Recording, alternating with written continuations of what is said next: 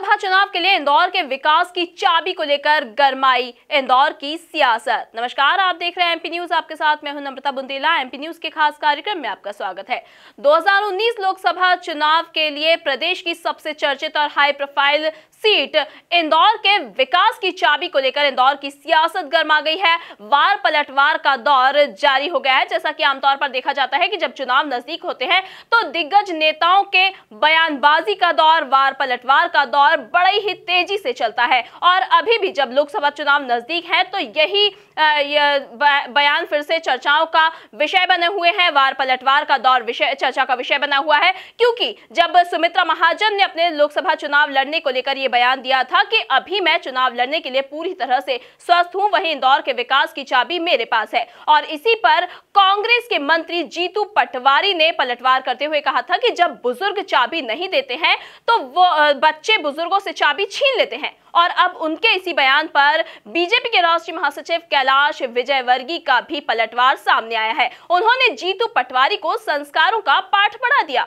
हमारे संवाददाता राहुल इस वक्त हमसे जुड़े हुए हैं। राहुल, बताइए कि किस तरह से ये पूरा वाकया सामने आया है, किस तरह से वार पलटवार का दौर इसको लेकर जारी है। लोकसभा चुनाव को लेकर सुमित्रा महाजन का बयान आया, फिर जीतू पटवारी का पलटवार आया और फिर अब उसी पर कैलाश विजयवर्गीय का पलटवार आया। तो क्या है ये पूरा मामला?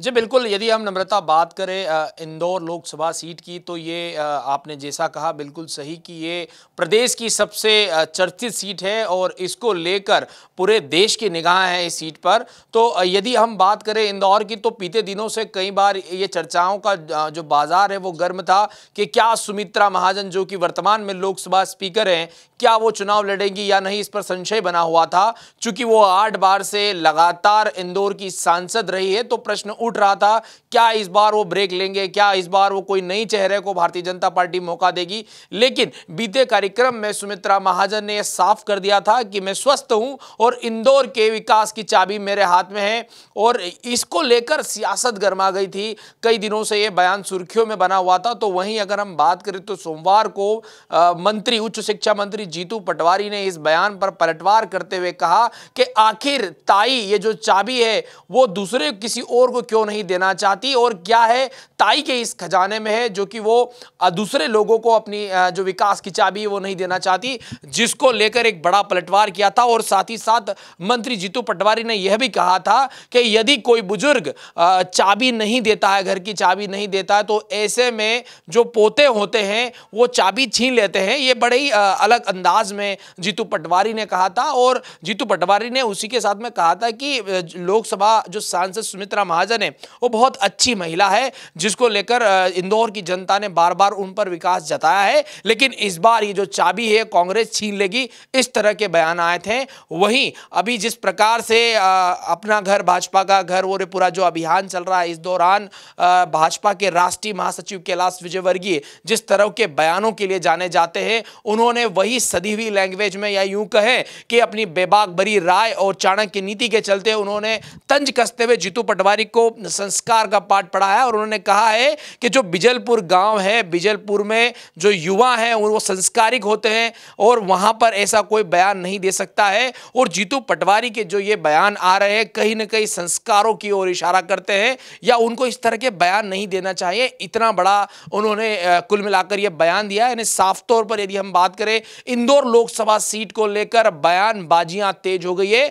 वहीं वार पलटवार का सिलसिला लगातार जारी है और जीतू पटवारी के पलटवार के बाद अब कैलाश विजयवर्गीय ने जीतू पटवारी के वार पर पलटवार किया है। यानी कुल मिलाकर जो इंदौर लोकसभा सीट है इसको लेकर वार पलटवार का दौर जारी है।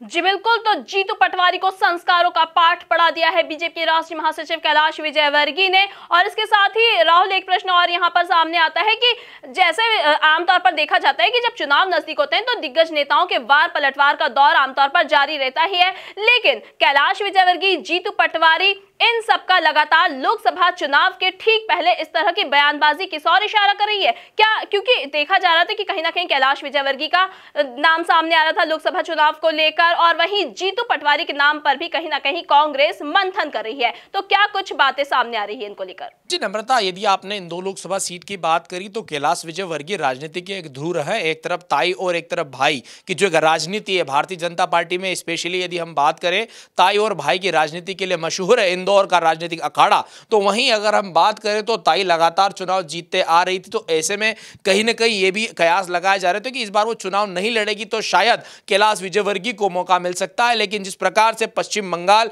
एक महत्वपूर्ण राज्य है और उसकी जिम्मेदारी कैलाश विजयवर्गीय के कंधों पर, तो ऐसे में कहीं ना कहीं इस पर जो संशय के बादल थे वो छटते हुए नजर आ रहे हैं कि अब आगामी लोकसभा चुनाव में सुमित्रा महाजन ही भारतीय जनता पार्टी की ओर से भारतीय जनता पार्टी का किला लड़ाते हुए नजर आएगी। वहीं कैलाश विजयवर्गीय की बात करें तो यह स्पष्ट नहीं है वो कौन सी संसदीय सीट से चुनाव लड़ सकते हैं। लेकिन एक बात तो तय है कि इंदौर में जिस प्रकार से ताई के बयान आ रहे हैं उससे तो साफ हो चुका है कि कैलाश विजयवर्गीय का वर्तमान में यहां इंदौर लोकसभा सीट से कोई चांस अभी वर्तमान में नजर नहीं आ रहा है। वहीं आपने जो प्रश्न किया जीतू पटवारी का, तो जीतू पटवारी के नाम पर जिस प्रकार की बातें हैं, जीतू पटवारी इसके पहले भी इस प्रकार के कई बयान दे चुके हैं और मीडिया की सुर्खियों में बन चुके हैं। तो कुल मिलाकर कमलनाथ ने वो जो राहुल फॉर्मूला है लोकसभा सीट को लेकर, वो तो इसी ओर इशारा करते हैं कि वर्तमान में जो विधायक है, मंत्री है, उनको टिकट न देकर अन्य किसी चेहरे पर यूं करेंगे कांग्रेस दाव लगाते हुए नजर आएगी। तो ऐसे में स्पष्ट हो जाता है कि मंत्री जीतू पटवारी के ये जो बयान है